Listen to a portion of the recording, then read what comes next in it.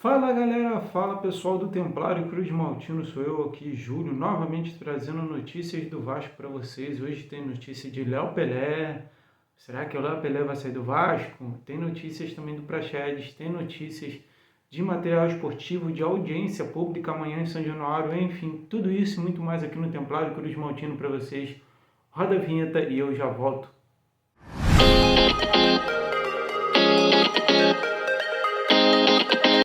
E já vamos começar falando aqui do Léo Pelé. O Léo Pelé tem interesse de alguns clubes de fora do Brasil e tem interesse também de clubes que estão aqui no Brasil, entre eles o Santos. O Santos demonstrou interesse no futebol do Léo Pelé, porém o jogador tem contrato até o final de 2025 com o Vasco.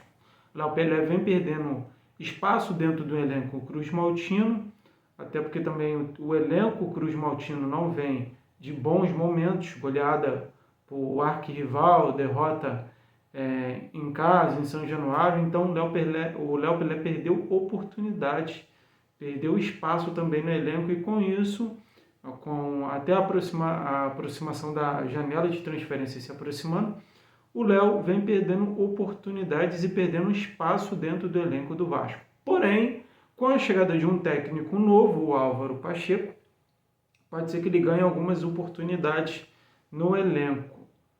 E vamos também lembrar que ele tem contrato até o final de 2025, como eu já disse aqui para vocês.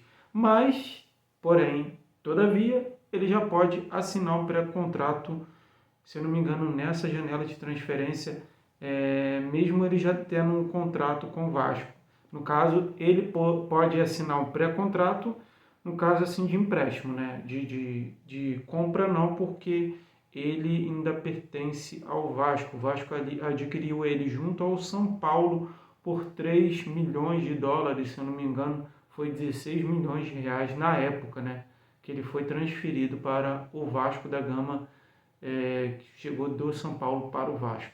E aí, torcedor, você concorda com essa transferência possível, tá? Possível transferência do Léo Pelé para outro clube, ou você daria mais oportunidade para o Léo Pelé jogar no Vasco?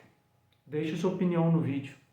Falei de um jogador contestado aqui pela torcida, e agora eu vou falar de outro também que está sendo bem contestado pela torcida e que também pode estar de saída. Lembrando que esse jogador que eu vou falar agora também não pertence ao Vasco. Esse não pertence, o Léo pertence, esse não pertence, que é o Bruno Praxedes.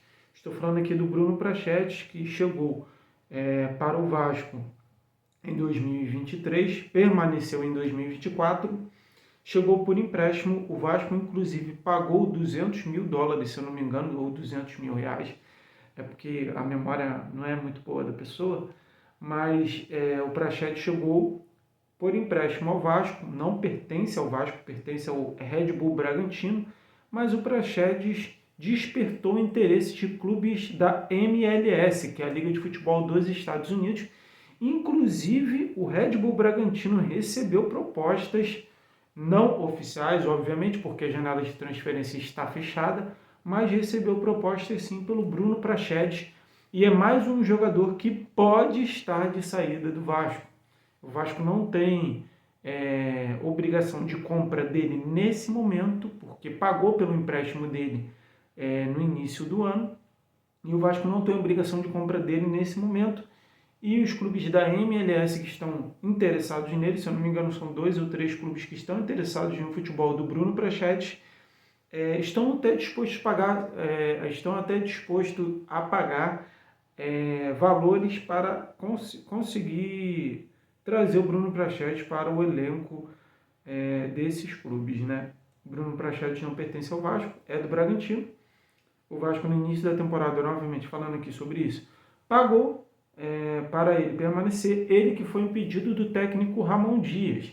E agora cabe ao Pedrinho e a toda a cúpula vascaína decidir se ele vai ficar ou não, se vale a pena pagar para poder adquirir o jogador. Fato é que ele tem propostas, sim, do futebol norte-americano, e cabe agora ao Bragantino decidir se ele vai ficar o Vasco ou não. Se o Vasco também tem interesse que ele fique, né? Eu, sinceramente, eu acho que o Praxedes já deu no Vasco. Bola para frente, vai embora. entendeu? Nada contra o jogador, mas pelo futebol que ele tem desempenhado. Vamos falar da audiência pública decisiva amanhã.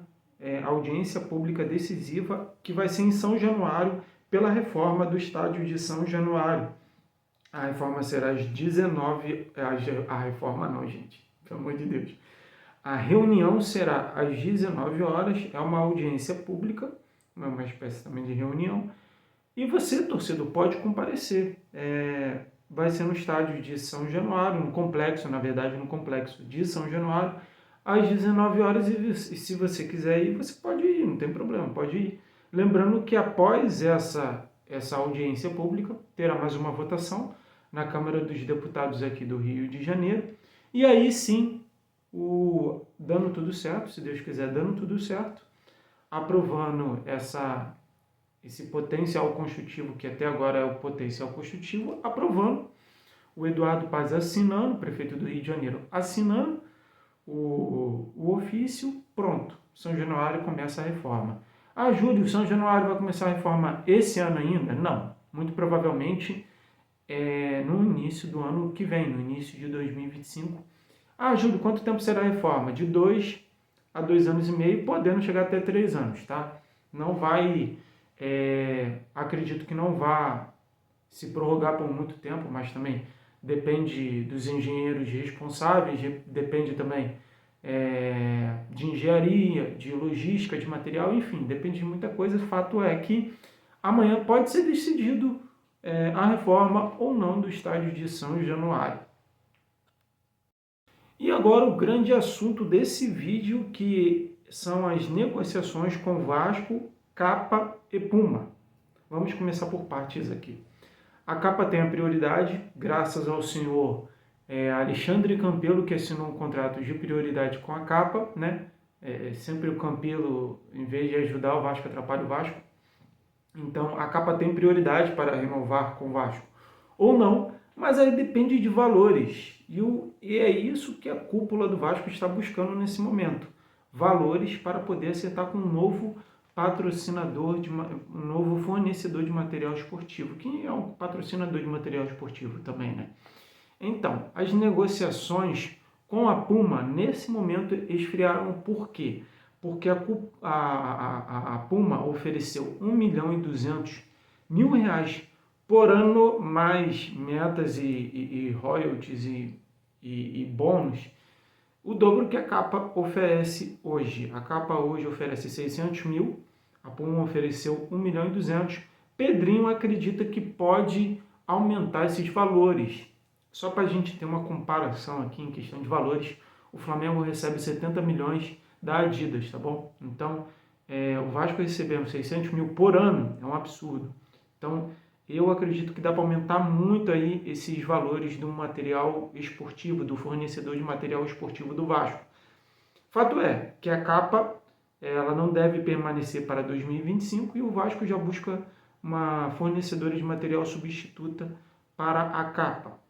E aí tem outras empresas também que têm interesse em ser fornecedor de material esportivo do Vasco. Cabe agora o Pedrinho e sua cúpula se reunirem para decidir o que é melhor para o Vasco. Mas muito provavelmente a Capa não deve ficar. Só que existe também uma cláusula aí que, se alguma empresa fizer uma proposta parecida ou empatada com valores, a Capa tem a prioridade graças ao seu Alexandre Campelo, que assinou esse tipo de contrato aí. Então, em relação ao fornecedor de material esportivo, a Capa não deve permanecer e o Vasco busca outros fornecedores, entre eles a Puma está interessada, mas aí você tem que debater valores e metas e isso daí demanda um pouco de tempo. Então, em relação a material esportivo, tempo, gente. Tempo é o que o Vasco e a cúpula do Pedrinho precisam nesse momento e querem nesse momento para fechar com um fornecedor de material esportivo. Essas foram as notícias de hoje. Se você gostou desse conteúdo, deixe o like, se inscreva no canal, me ajude, nos siga também nas redes sociais, nos ajude aqui também, porque esse material aqui que eu produzo para vocês é um material muito difícil, que eu tenho que colher informações, ver as informações verídicas, tem muita informação que não é verídica, e é isso aí. deixa o like, se inscreva no canal e tamo junto. Fui!